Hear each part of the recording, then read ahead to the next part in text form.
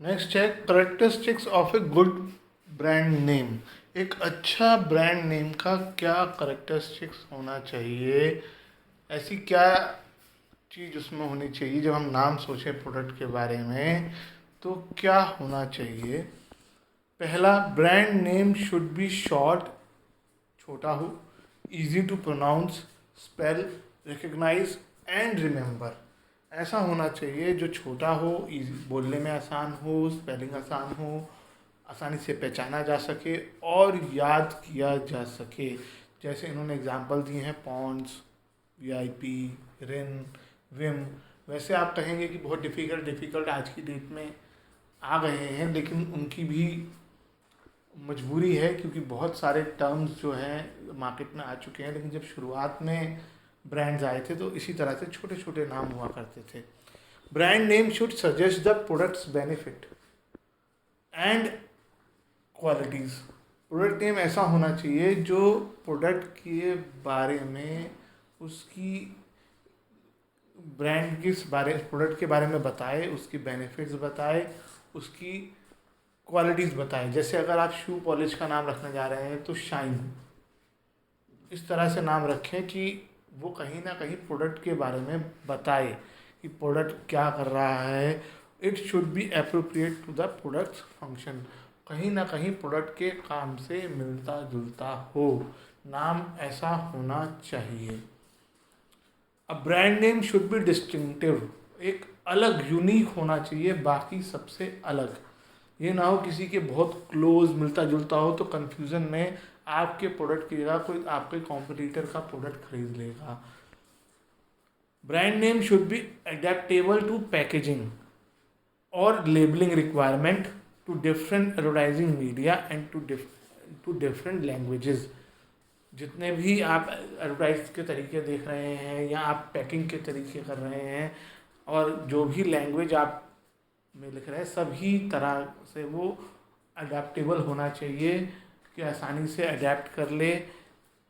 Specially packing को, एक eraser आपका छोटा सा इरेज़र होता है तो आप उसका बहुत बड़ा नाम नहीं रख सकते हैं, उसका आपको नाम इस तरह से रखना है कि वो इरेज़र में पूरा आ जाए। आप शार्पनर, ये छोटी छोटी चीज़ें हैं जो छोटे छोटे पैकेट्स में आती हैं, तो इनका नाम, कोई आप टॉफ़ी बना रहे हैं तो टॉफ़ी कितनी बड़ी होगी, उसकी पैकिंग में आप कितना लिख लेंगे। तो ऐसा होना चाहिए कि वो उस पैकिंग में फिट हो जाए। Brand name should B sufficiently versatile. आप ऐसा नाम रखें जो वर्सेटाइल हो। वर्सेटाइल का मतलब जो बहुत अलग अलग चीज़ें को साथ में एडजस्ट कर ले। जैसे आपने अपने प्रोडक्ट का नाम लिख दिया ब्लैक एंड वाइट टीवी, अब यहाँ पे प्रॉब्लम हो जाएगी कि अगर कलर टीवी आएगा तो आप इस नाम से उसे नहीं बेच पाएंगे। किसी भी कंपनी ने अपने प्रोडक्ट का नाम टेलीविज़न या ब्लैक एंड वाइट या कलर नहीं रखा। वो जैसे कंपनी ने अपना नाम सोनी रख दिया, सैमसंग रख दिया, इसलिए रखा कि ताकि इसमें वो हर तरह के इलेक्ट्रॉनिक प्रोडक्ट को एकोमोडेट कर सकें। नहीं तो वो अपनी कंपनी का नाम टेलीविज़न रख देते, सबसे पहला तो एक तो रख ही सकता था ना, लेकिन उन्होंने नहीं रखा क्योंकि वो वर्सेटाइल नाम चाहते थे और ताकि नए प्रोडक्ट जब चाहे उसमें ऐड किए जा सके। रिलायंस इसका एग्जांपल है। It should be capable of being registered and protected legally. नाम ऐसा रखना चाहिए जिसको आप रजिस्टर कर सको और उसको ट्रेडमार्क भी बना सको, यानी वो दूसरा किसी के पास ना हो। Chosen name should have staying power. आप उस, कभी भी वो आउट ऑफ डेट ना हो जाए, ऐसा नाम यूज़ आपको नहीं करना है। जैसे मैंने आपको अभी एग्जांपल दिया कि आप नाम यूज़ करते वक्त ब्लैक एंड वाइट टीवी लिख देंगे तो वो आउटडेट हो जाएगा। आपने देखा होगा, एक और एक सिंपल सा एग्जांपल देता हूँ, आप सब मोबाइल यूज़ करते हैं, किसी ने भी अपने मोबाइल सीरीज़ का नाम एंड्रॉयड नहीं रखा हुआ है किसी भी कंपनी ने। सबकी कंपनी में, सबके मोबाइल में जो है एंड्रॉयड का सॉफ्टवेयर चलता है लगभग, सिवाय एप्पल को छोड़कर जहाँ पर iOS चलता है। लेकिन एप्पल ने भी अपने मोबाइल का नाम iOS नहीं रखा है, आईफोन रखा है। iOS सॉफ्टवेयर के नाम से उसे नहीं चला रहे। एंड्रॉयड क्यों नहीं, किसी भी कंपनी ने, जैसे आप और क्या कहते हैं, सैमसंग की बात करूँ तो सैमसंग अपने मोबाइल्स जो मैक्सिमम निकालती है वो Galaxy series, M series, S series, N series इस तरह से निकालती है। एंड्रॉयड सीरीज़ नाम की कोई उनकी सीरीज़ नहीं है।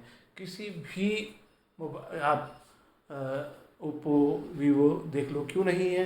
क्योंकि उनको पता है कि अभी तो एंड्रॉयड चल रहा है, बहुत पॉपुलर है, 10 साल हो गए चलते हुए, लेकिन एंड्रॉयड के बाद जब नया सॉफ्टवेयर आएगा तब फिर हमारी ये सीरीज़ बेकार हो जाएंगी। तो ऐसा नाम दिया ही ना जाए जो कि फ्यूचर में आउट ऑफ डेट हो जाए। नाम हमेशा ऐसे दो जिसमें फ्यूचर में भी एडजस्ट होने की कैपेबिलिटी हो।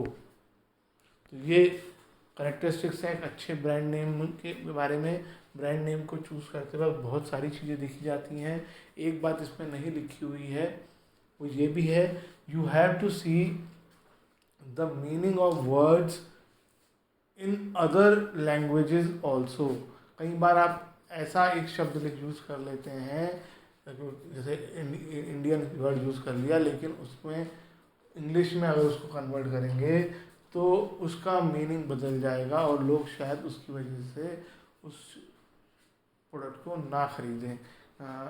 पूनम गांधी ने या पता नहीं कहीं पे एक एग्जांपल भी दिया हुआ है, मुझे ध्यान नहीं है, आप ढूंढना, कि उन्होंने एक कंपनी ने अपनी कार का नाम ऐसा दिया जिसका उनके लैंग्वेज में तो मीनिंग, फॉरेन कंपनी थी, फ्रेंच में तो मीनिंग अलग था, लेकिन इंग्लिश में उसे मीनिंग बनाओ तो उसका मतलब बन रहा था कि ये रुक रुक के चलती है। तो फॉरेन जहाँ पे इंग्लिश लैंग्वेज चलती है में उन्होंने कन्वर्ट किया उसे, तो वहाँ तो कोई कार खरीदेगा ही नहीं। तो नाम ऐसा सोच समझ के रखना चाहिए कि वो सब जगह हर लैंग्वेज में भी एक्सेप्टेबल हो।